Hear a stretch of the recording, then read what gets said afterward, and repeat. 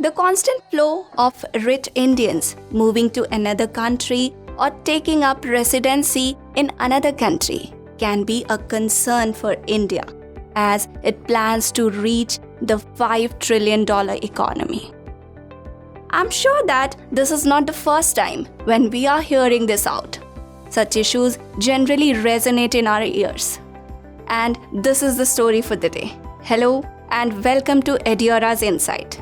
I'm Priya Kumari, bringing you about the story that why the rich Indians are leaving India.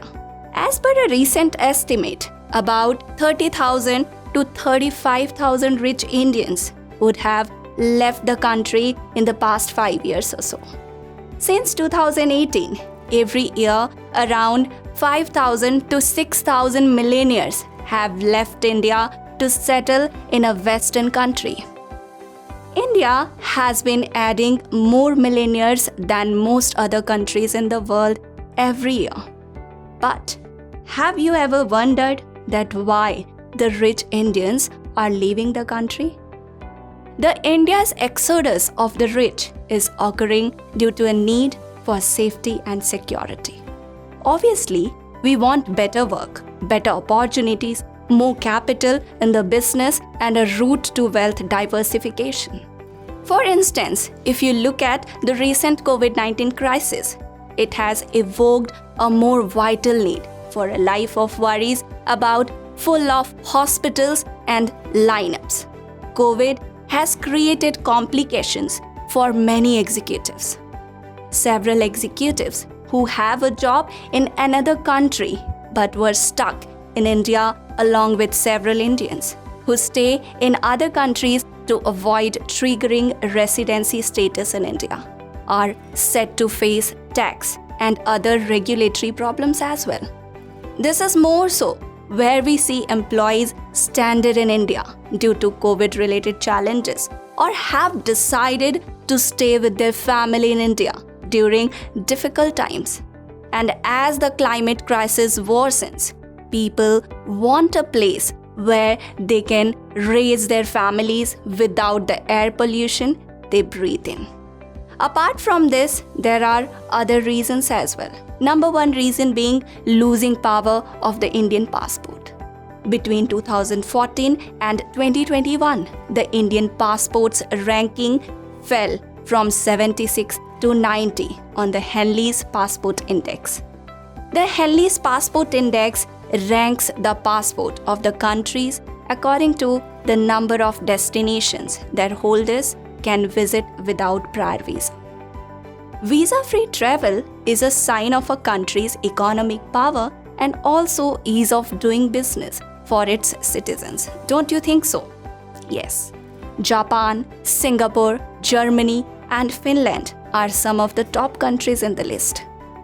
Another reason being scams and the witch hunts. Scams has also led to the arrest of many high-profile people initially. You might have heard about Adar Poonawalla, the CEO of Pune-based Serum Institute. He is the most recent example of a high-profile businessman forsaking the country. He fled from India after receiving the threats from the politicians who were demanding the COVID vaccines from his company on priority basis. Another reason being tax terrorism. In 2019, the founder of the well-known coffee chain, the Cafe Coffee Day, VG Siddhartha, committed suicide and alleging harassment by the tax officials. Also, one of the main issues why Indians are taking up residency in other countries such as UAE and Singapore is the high individual tax rates in India. With a 37% surcharge over a 30% tax rate in India, the maximum marginal rate is as high as 42.74%. While reducing the tax rates for individuals should be a priority, the number of days stay in country for taxing global income in India is also crucial. For some of the businessmen, mainly who handle investment companies or are into international trade, not staying in India is part of their tax planning. They avoid staying in India merely to avoid coming under the tax net. In many of the cases, these NRIs used to stay in Dubai, Luxembourg, Hong Kong, and Singapore to reduce their stay in India. High net worth individuals often plan to stay in a way that they spend a substantial part of the year flitting between tax and also heavens. One of the ways we attract more HNIs to continue with Indian citizenship is to increase the number of days from 120 to 180 to be an Indian citizen. In 2019, India was second only to China when it comes to high net worth individuals leaving the country according to a global wealth migration. Now, the question comes that how this immigration can be stopped. The government could look at increasing the cut-off days for non-resident Indians so that to determine their residency status and tax their global income domestically in a bid to stop the flow of rich Indians to other countries. The cutoff was reduced to 120 days from 183 days earlier to determine their residency status. Reducing the number of days was aimed at increasing income tax collections, but that seems to be counterproductive as many Indians have rushed to take citizenship elsewhere. Tax experts have suggested that increasing the number of days would at least mean that these rich Indians would stay in India or spend longer time in the country.